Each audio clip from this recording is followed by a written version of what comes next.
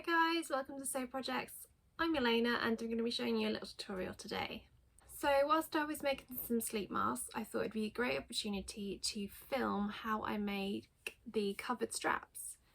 So here's the sleep mask, and as you can see, this is a jersey covered elastic strap.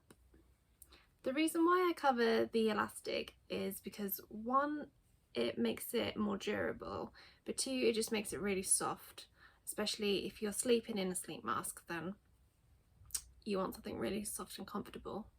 You can also use this technique on bra straps as well, if you want to cover them with like a decorative fabric that goes with the bra instead of just having the elastic strap, just a plain elastic strap.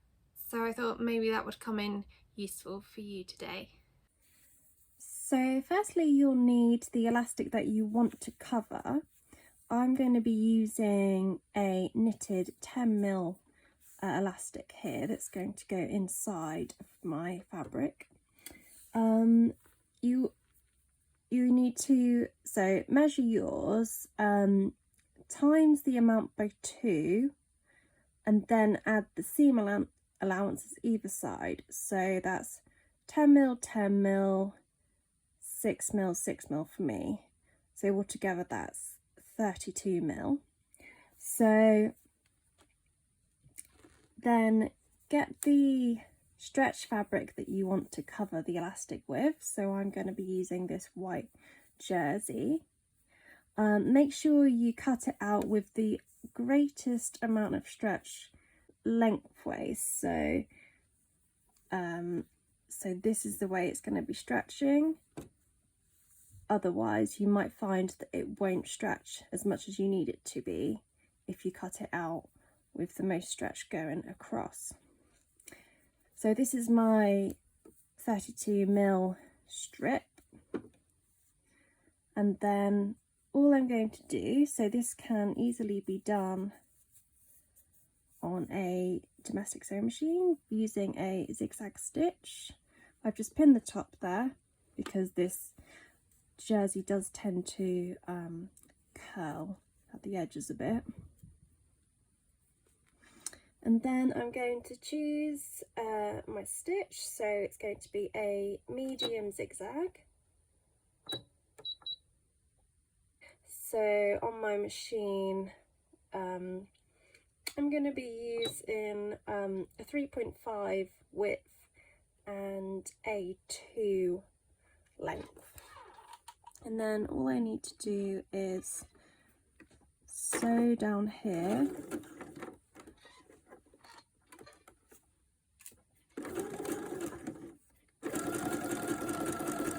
But obviously bear in mind you've got 6mm seam allowance, so try not to go over that, although it's not the end of the world if you go over by a mil or 2, because it generally tends to stretch out anyway.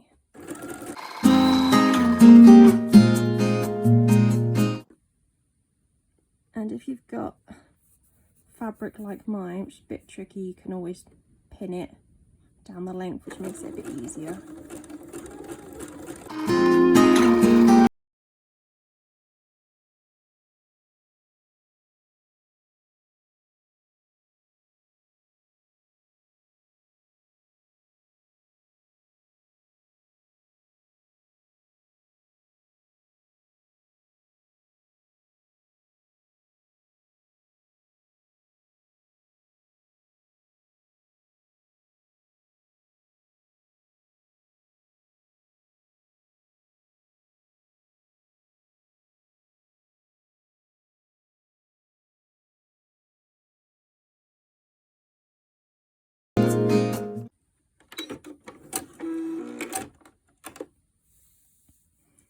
So there we are.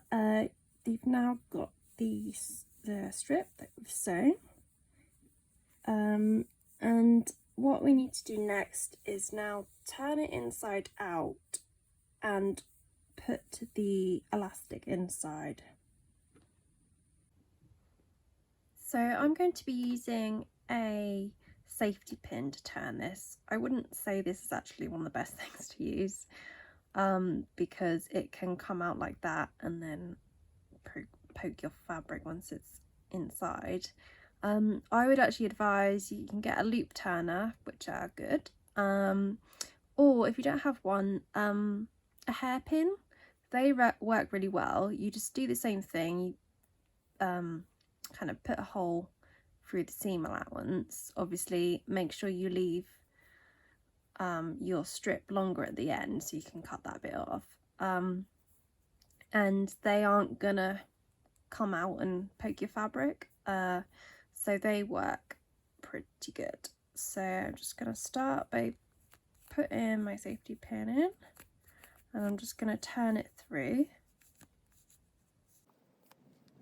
Can take a bit of shuffling around.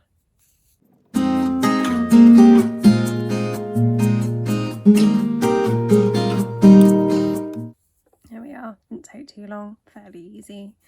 Take the safety pin out, and then you want to put the safety pin or the hair grip on the elastic that you're going to be putting inside. So I'm going to put it through the end here. Make sure you've got at least 5mm, otherwise your elastic could break. So I'm just going to thread it through from the end. This is the hardest part. Make sure the seam is straight, not twisted, and be good if it stays on one side as well, because then you don't have to twist it around later.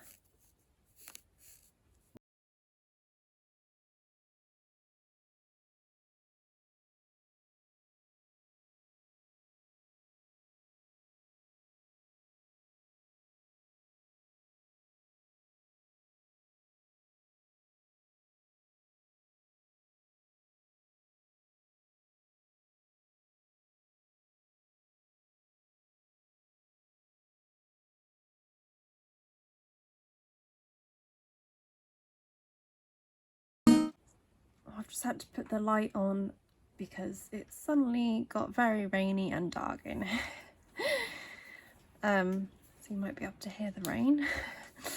But yeah, so here it is, the finished covered elastic casing, and I really love this look. I think it creates a really nice, just kind of quality finish, and it can create a really nice kind of soft elastic. Sometimes elastic can feel a bit, you know, scratchy, whereas if you cover them with a nice soft jersey, it's going to be super soft. This I'm using for sleep mask straps, so it's perfect for that. And obviously it can also be a decorative design thing as well. There is another technique where you can actually sew the elastic when you're doing the zigzag stitch.